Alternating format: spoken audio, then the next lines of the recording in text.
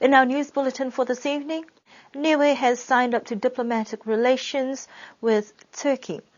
A protester temporarily imprisoned by police last week is prepared to take the matter to the courts. Niue Tourism Cycling Challenge ends with a round the rock race with encouragement for more local competitors in future. Hakupu Atua Pinyane pulled off a spectacular village show day. Niue has now developed and signed new diplomatic relations with Turkey over the weekend. The Memorandum of Understanding was signed by Honourable Minister Dalton Tangilangi during a meeting of small island states foreign ministers in Istanbul, Turkey. The MOU with Turkey now increases Niue's international foreign relations. That also includes the People's Republic of China, India, Australia, Thailand, Samoa, Cook Islands and Singapore. Details into these diplomatic ties will become more apparent once Minister Tangilangi returns with the Secretary of Government, Richard Hipper. Niue police are in the middle of inquiries investigating an incident that resulted in a lone protester being put in prison last week. It is alleged that the man was in the process of putting up boards with messages in protest to government's supposed inaction to recycling and other policies. This was timed to coincide with the official visit of Prime Minister John Key and his delegation arriving in Niue towards the end of the Pacific Mission visit for 2014. Niue police state that the man was placed in custody after assaulting an officer, but Mr. Vilikai is claiming he was the one that was assaulted by officers.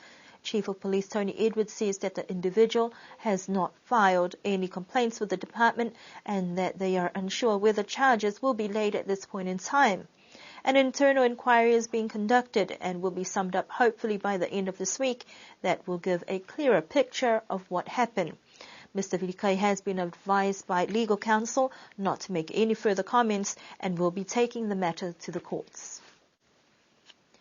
Niue Tourism's Ride the Rock Cycling Challenge wrapped up with the Round the Rock race on Wednesday last week.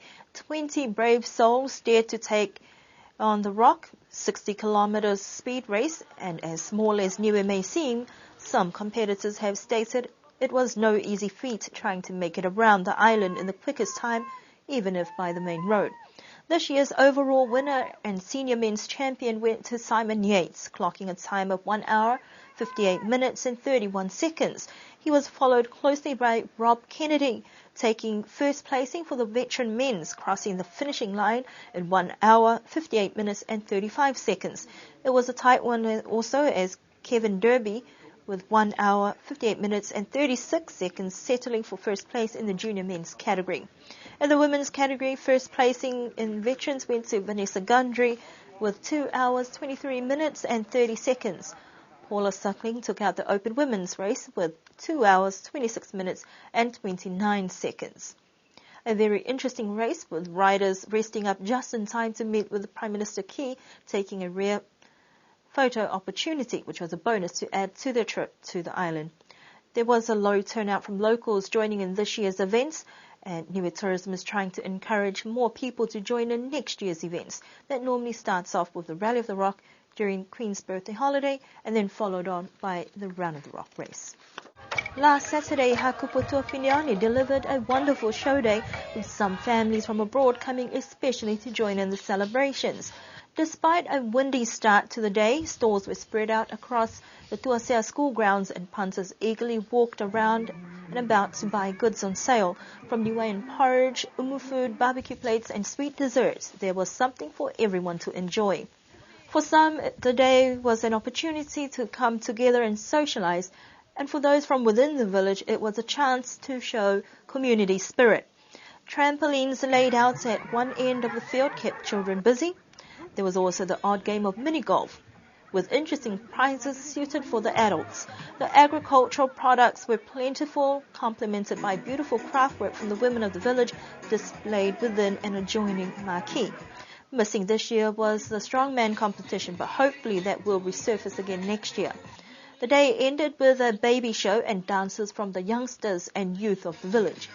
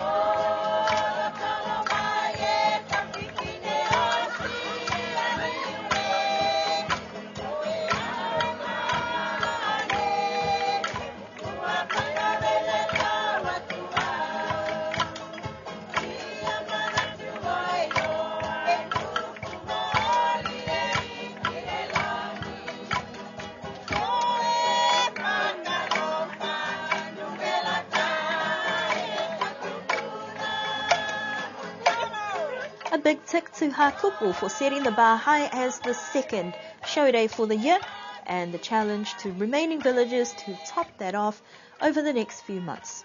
And that is our news bulletin for this evening. Do join us again for our next news bulletin on Thursday.